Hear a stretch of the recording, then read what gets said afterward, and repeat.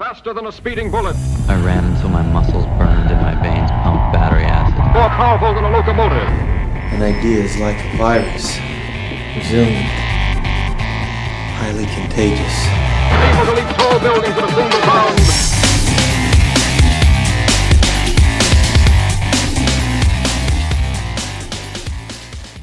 Hello, ladies and gentlemen, and welcome to the Betterhumanology podcast. My name is Jerred Moon, and with me, as always, is Talon Schwam. What's up, Talon? What's up, guys? And if you are new here, new guys, welcome to the podcast. Like I said, this is Betterhumanology podcast. We have one purpose, and that is to make you a better human and to make ourselves a better human. We do that through trying out new things, through interviewing guests, through researching new topics, and just talking about new, cool ideas that give you a fresh perspective on life and being a better human being. And that's what we're doing today with the idea, the ideal, the principle of extreme ownership. Boom. So Extreme Ownership is actually a book. I'm sure some of you have read it, by Jocko and I think I get his name wrong every time, and Leif Babin. They wrote the number one New York Times best-selling book on how Navy SEALs lead and win. They called the book Extreme Ownership. You can probably kind of guess from the title what that means. We're going to be talking about that concept, and I really think that you should listen to this podcast all the way through today because you have a responsibility to yourself to lead yourself well, or you have a responsibility to your family, to your friends, to your coworkers to lead yourself well and to lead others well. I think you owe it to yourself, and I think this idea that we're going to talk about can be really beneficial, and the book itself can have a huge impact on your life. Having said that, and really making it real deep and heavy right there at the beginning of the podcast, I'm going to turn it over to Talon because we're no stranger to this concept, and I know Talon isn't for sure. No, absolutely not. But I feel like this is a concept that I think it's coming around to others as well. I mean, it's football playoff time. Everybody's seeing the press conferences, and you see the coaches or the players who are leaders in the locker room, right? I mean, I think that's a decent analogy to take it right from the bat. I feel like you can see the players who are saying, hey, I could have done this better, or we could have done that better, or the coaches that's saying, hey, it starts at me, the coaching could have been better. And instead of saying that the players need to play better. So you can see right there who is taking extreme ownership and who isn't. And I feel like that's something that, like you mentioned, me and you were pretty accustomed to. Since we did spend time as military officers in the Air Force, I could see, at least in my time, pretty obvious which leaders had these qualities, had these taking ownership. And really to the extreme level, it's appropriately put because that's the way it has to be done. We'll talk about that here a little bit later in the episode, but it was obvious which people had these qualities because they were always the best leaders. Yeah, so as Talon mentioned, if any of the listeners didn't know, we both served as military officers in the Air Force, and right after I finished this book, I gave Talon a call because I wanted to talk to him more about the concept because we both knew maybe it had never really been labeled in such a way. It was almost just kind of like this was an expectation of the best military leaders you saw in an organization was they had extreme ownerships of themselves. I want to point that out, one, because I don't think that you have to be a Navy SEAL to know this concept. I think it's true in a lot of military leaders, but then also a lot of just people I know in this world who have this trait of extremely owning their leadership in the situations they're in. But like I said, the best leaders, military leaders we saw, had extreme ownership of the situations they were in, and there's a huge difference between being trained to say something and living it, because you can say anything you want, right? I mean, you can act like, yeah, that was my fault. You should own that situation a little bit more. You might say those things, pay lip service to it, but are you actually owning it? Do you feel like it's actually your fault? Are you proactively trying to figure out how to be better, how to correct the situation, and own the situation? I think a good example of that, Talon, you mentioned in sports, and something that we always told, operators, my last, say, 6 months in the Air Force was if they have ever had any interaction with the media, their approach should be the Peyton Manning press conference. And that was, and Peyton Manning does a great job of this. Whether I like to believe that he actually, does own all the situations that he's in, but if there was a really awesome, successful win, it was the team. The team, led him to the win, and he was just there doing his job. And if there's a really horrible loss, Peyton's like, that was my fault. I should have studied more. I should have thrown better passes. I should have done X, Y, and Z, whatever. Right. I think that's a great trait for people to have. But do you feel like we need to cover what this concept is more? Do you feel like people understand? Well, I mean, if you're not accustomed to the idea, it's what it does really for the entire team. Everybody that's not in the leadership positions, it really takes the blame and the pressure off of them. It really helps the team to excel better. And that's just talking about in a team concept, but that can apply to the work or school or any group that you're a part of that has a leader in it. I mean, it helps everybody to function better because that pressure is off of them. So, I mean, that's basically what it does for the team. No, yeah, I think that's a great way to kind of put it in context there.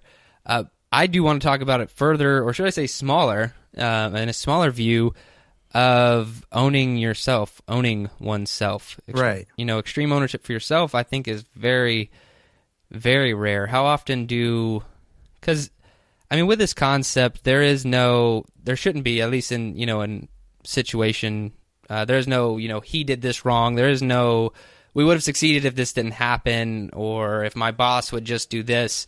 There's only the leader and your effectiveness. And in yourself, you obviously have to lead yourself through life. And I said at the beginning of the podcast, you need to lead yourself well. And I don't feel like people do that. They aren't taking responsibility. And I'm not trying to use this podcast as a soapbox to preach that, I do take responsibility and other people don't. I think it's true of everyone, myself included. There are often situations where I should have been more responsible. I should have taken more ownership, and I just didn't. And I think to lead anyone else, you need to learn how to lead yourself. And to do that, you need to take more responsibility for your actions and things that you're doing. And like I said, I'm talking to myself here just as much as I'm talking to anyone else. Right. And I think it's not just taking responsibility for what you do and being accountable. I mean, it is that, but it's got to be caring more as well. I mean, it's caring more about like how you affect the world, like being more aware and caring more really of what, you could do differently or what you could have changed, and then after that, it's really taking responsibility and being like, okay, these are things that I changed or that I could have changed and done differently. And then by doing so, I really feel like that the ultimate benefit is that you really gain control of your own life. You gain control of your own future, of your own choices, because you've put the onus on yourself. You're not saying that constantly that, the world did this to me, or my boss could have done this differently and I would have got my promotion, or, my teacher could have given me an A and then I would have, gotten a 4.0 or whatever, the case may be. You say that you start thinking in the way that, I could have done this differently. I could have changed this. I take ownership of what I do in my own life, and then therefore you gain control. Yeah, and I love that perspective alone, because if you actually take a situation and exactly what you said, like owning the situation, but I kind of like, how could I have an impact, like an actual impact in my life or this experience or whatever, if you have that like intrinsically inside of you, if every human being was that way, the world would be a much better place. And one of the big concepts, I think, in this extreme ownership thing of, whether it's in your job, your family, as a husband, father, brother, sister, anything like that, is the fact that extreme ownership has to go both ways. People often think that, and you did just kind of hit on all this stuff, but like people often think that, like maybe you're not in a leadership position, or maybe you're only leading one or two people, in your sphere or whatever you want to call it. But that's extreme ownership down. You have to have extreme ownership up too. So like if your boss gives you, you know, a bunch of crap that you don't want to do or whatever, and you just kind of take it and move on, then you're failing. You haven't owned that situation by communicating better with your boss that either you shouldn't be doing this task for X, Y, and Z reason, or, hey, boss, can you better communicate with me on why this needs to be done big picture so I can motivate myself and my guys to better do this. You know, and something Jocko points out in the book that he despises that military leaders do, and I saw this all the time, and that is like you get you get orders from like higher headquarters or you're the wing commander, somebody, right? Right. And you go back to your people and you say something along the lines of, I don't know why we're doing this, but the boss said so, you know, and that it makes me cringe just kind of saying it, because that's like the worst take you can have as a leader, to just kind of be like, yeah, I don't know, but you know, I was told to do this. So I think that owning up, like, look, I'm going to do as told, but can you just please explain to me a little bit more so I can explain this to my men or whatever. Absolutely. I think if you, in situations like you just brought up, I think you might make some friends with you know, your teammates if you're in a leadership position and you do something like that, like saying, that's all hate the teacher. Yeah. Oh, higher headquarters, that, you know, they're giving us extra crap to do. I feel you guys, you know, this is bogus. You know, maybe you get some cool points that way, but you don't make the team better, because nobody's going to be motivated to do that work. It's not going to be done very well. And then everybody's going to be unhappy at the same time while they're doing it. But you could galvanize the situation by, you know, changing your perspective, right? Taking ownership, like you're talking about, and before presenting it to your team, even though maybe it is a piece of crap, in your presentation, you know, taking ownership of that piece of crap and then turning it into something that people, hopefully, you know, by your words, into something people want to do and work for and work hard for. Yeah, owning it up, owning it down. And I do want to say another topic in this book was one that Talon and I actually had a lengthy discussion on before we even started the podcast. So hopefully there's still some juice left in us on this one. But the fact that one of the major topics in the book was there are no bad teams, there are only bad leaders. And, you know, one of the stories in the book was either from Jocko or Leaf. I can't actually remember now, but so they were both Navy SEALs, and they were in Navy SEAL training. I think they were like in charge of Navy SEAL training. And so they have all these races all the time, you know, when you're in buds and going through all that stuff. And they have different boat crews, and your boat crew is, I think, a team of like 5 or 6 people or whatever. And, you know, they do races, physical stuff, all sorts of stuff. And they said that there was like boat crew 1 was winning every single race, right? And just doing phenomenal. They were beating everybody by a lot. And then there was the last boat crew, the boat crew that came in last place every single time. They're just doing horribly. And they noticed that the leader in boat crew 1 was, you know, very positive, working really well with the team, and just really strengthening everybody's, you know, morale and everything, because that is a pretty crappy situation to be in the first place. And then the last boat crew ran by a guy who basically, his mindset was, you know what, I've been given a crappy team. I'm just going to take my beating for the day. We're going to lose every race because my team is crappy. I'm awesome, but my team is crappy. And, you know, I'll just keep going on. And so they switched out the leaders of those 2 boat crews. They took the good leader, put him with the bad boat crew, took the bad leader and put him with the good boat crew.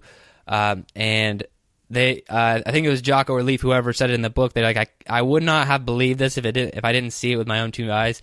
But then the last place boat crew started coming in first place. They were just, it's not like the one who was winning all the time didn't start coming in last place, but they started coming in second place. And then the boat crew that had been losing all that time started to win. And I thought that was an incredible story. I mean, there are a lot of factors in there. Yeah, there's a good leader. Maybe the crappy boat crew knew what was going on, and they had a little more motivation to be like, prove that they weren't, you know, sure, pieces of crap. There are a lot of factors there, but Talon, I want to get your thoughts. No bad teams, only bad leaders. What do you think?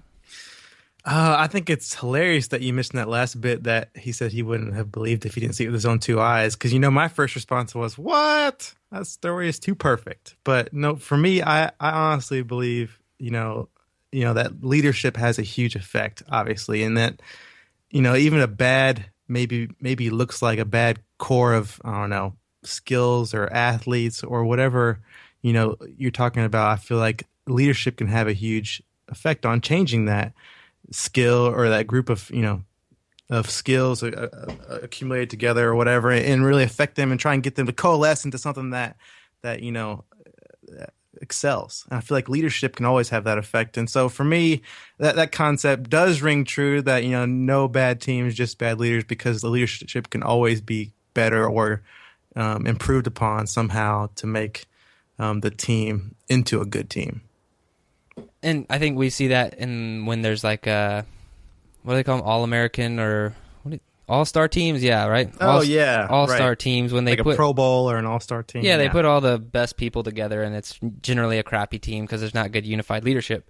But right. You brought up an interesting point. It reminded me of a certain topic. So do you think that under good leadership, any team is capable of change? Capable of change, yes. Because I believe everyone is capable of change. A team, I don't know. I mean, unless we're talking about like some of those bottom of the barrel teams right now, like in some of the major sports, it'd be hard for me to see like, if one like the top rated coaches went to one of those teams, they could somehow become like a Super Bowl or championship or World Series winning team. Like for me, that's kind of hard to get to. But I really do feel like maybe on lower levels, groups of people, there's tons of different types of teams out there, and that leadership does have a huge effect on how those teams operate and how well and how much they succeed.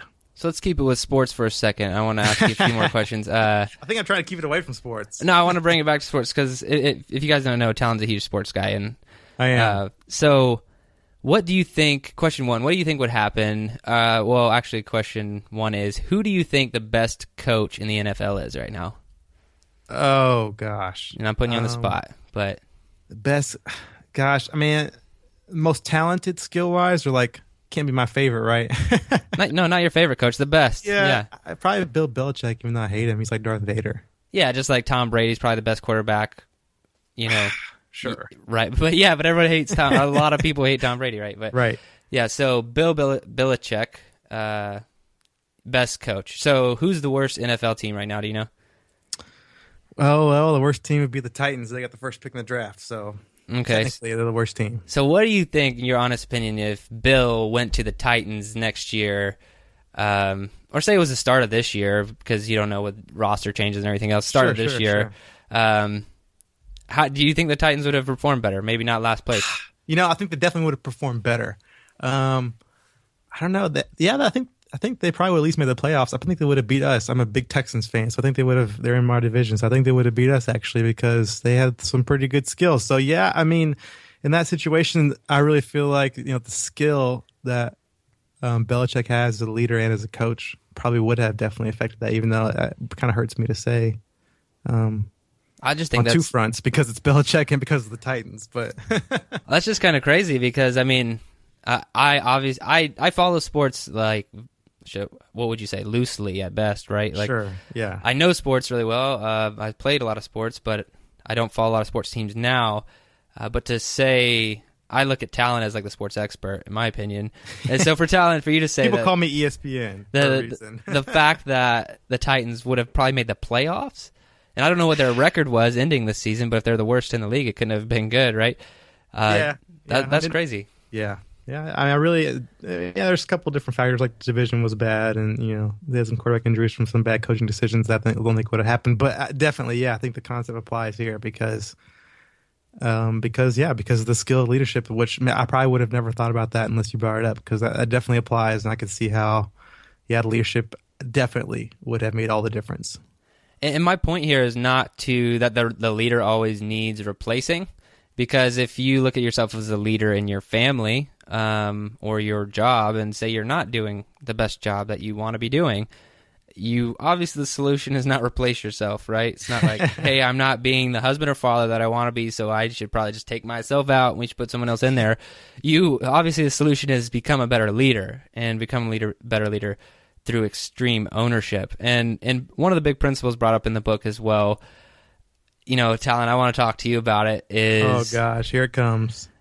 Discipline equals freedom. Like Jocko, that's like his main quote. If you've been listening to the podcast for a while, you know that Talon and I are, yin and yang. We're kind of like, we're very good together, but we definitely contrast.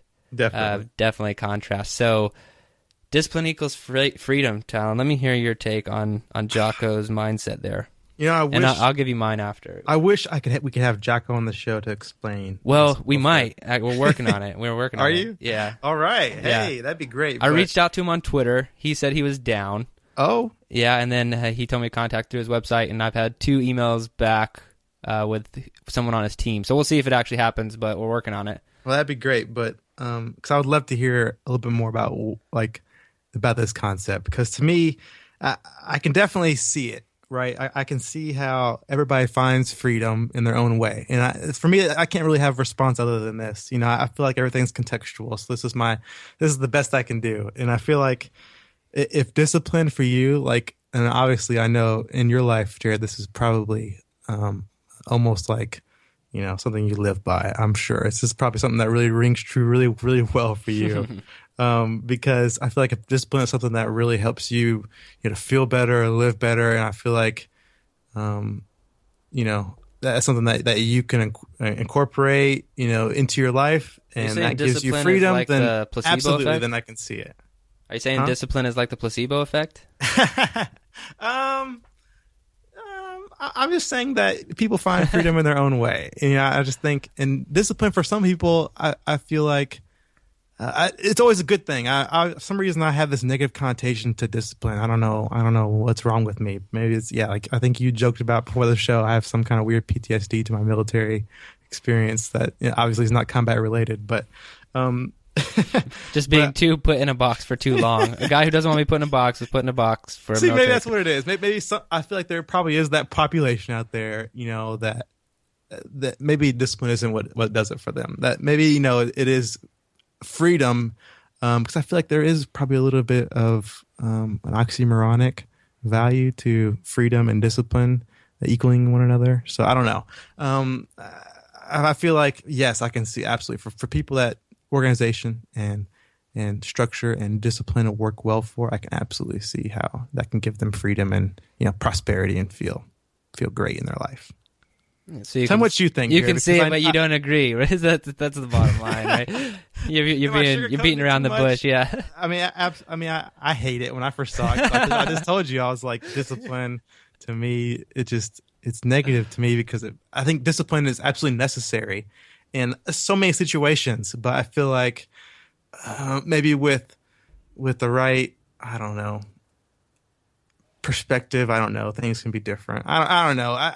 I do feel like maybe I'm an outlier maybe in this situation, and for me, structure isn't something that helps me to feel more calm. It makes me feel almost more anxious. So, well, clearly the world doesn't tell us love about how discipline. you feel, Jerred, because I know this is going to be something that you're just super excited about.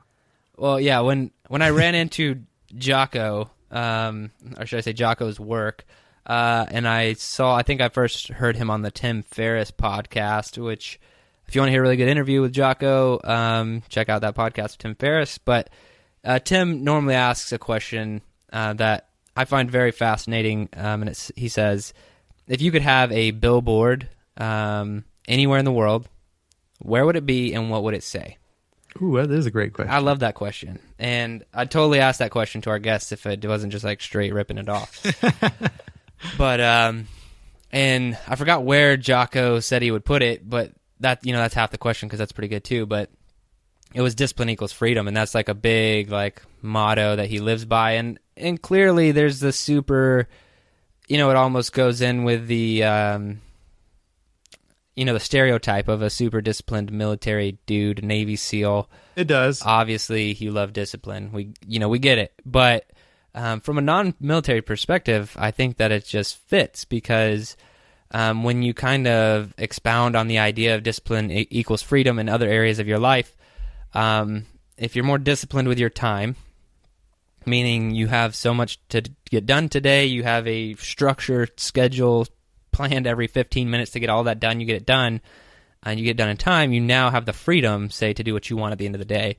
Right. Or if you're more disciplined with your money, and you set a certain aside to getting out of debt, and that's been so true in my life because, quick story on that, Emily and I, a few years ago when we first got married, we were $100,000 in debt, and it wasn't even like, oh, went shopping again. It was student loans, and we had cars. Like that was it, and we were $100,000 in debt, and through discipline, extreme, financial discipline, we got out of debt in 3 years.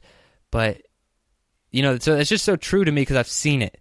And I've seen other people try and think things are impossible because they didn't have the discipline to follow through. But if there's anything in your life where you hit, you see the payoff of discipline, I feel like it should give you just a little bit more. And I'm not saying because you hate it, you haven't seen that. I'm just saying, like, in my life, when I've been super disciplined, I've seen the most results, and so it makes me want to have more discipline. And I probably sound like a weirdo saying I love discipline, but I know another story just real fast. When I first started working out, I really had no idea what I was doing. I was doing the bodybuilding type stuff, trying to get bigger. That was my only goal. Big curls for the girls and all that stuff, And I was working out. I worked out for a while, like every day. My dad and I were going to the YMCA, and I was like, okay, like we're lifting weight and stuff. Maybe I'm getting a little bit stronger, but I don't really see what I'm doing here, Right. And this is going to sound like a really funny story, but this may be the only reason I still work out today.